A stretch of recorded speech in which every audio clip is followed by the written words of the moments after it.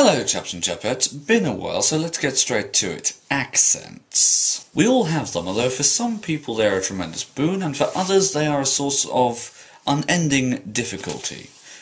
And I think this is largely down to people's attitudes concerning them. In my profession, RP, received pronunciation, or the Queen's English, is what appears to be prized above all else, at least among certain older members of it. And this, I think, is to the detriment of anyone who is not like that. I sound like I am from precisely nowhere. I have an accent that your mother is supposed to find unthreatening and your father assured. If you're northern, you'll think I'm a southern bastard. If you're common, you'll think I'm posh. If you actually are posh, you'll think I'm pretentious. If you're Welsh, Scottish, Irish, you'll probably think I'm stuck up. And if you're North American, you'll probably find every syllable I speak utterly irresistible. But my accent is only one of many, and there are some terrible injustices done in the name of favouring people with it, as opposed to those who are without it. And I think this is a real issue that needs to be addressed, because it is just snobbery at the end of the day. There is an attitude, admittedly less prevalent these days, but certainly espoused by anyone who listens to Radio 4 on a regular basis, that anything that isn't Southern Standard RP is not English, or not proper English.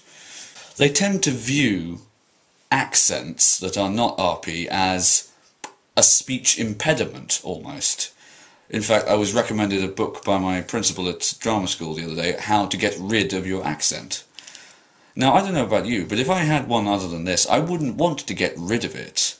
I would want to revel in it. It's part of my identity, who I am, how I speak. It's unique to me. And while it's useful to be able to have RP in the acting profession, quite frankly, I don't care what you sound like so long as I can understand you. And even within it, you're just as likely to get cast for your native accent as for any of the other accents that you could do. But that's not even the worst of it. What is considered to be RP, this supposedly set in stone, unchanging paragon of proper English, has changed radically over the last 50 years. You see, this would be more like what you would have expected RP to sound like in the 1940s and 50s. But the reason that everybody sounded like this was because the television and the radio were sometimes less than reliable, and you had to speak with a well-rehearsed clarity, and everything had to be very clipped and cut glass in order to be understood by the common man. Not even the Queen herself speaks like that these days. Any professor of language will tell you that English, like any other language, evolves and develops over time. And personally, I happen to agree with John Green when he says that language is the domain and the property of the people who use it. Only 2% of the English population speak with an accent like mine, and that is a generous figure. So, does that still mean that everything that isn't us is wrong? Hardly. Well, thankfully, these attitudes appear to be something of the metaphorical sinking ship.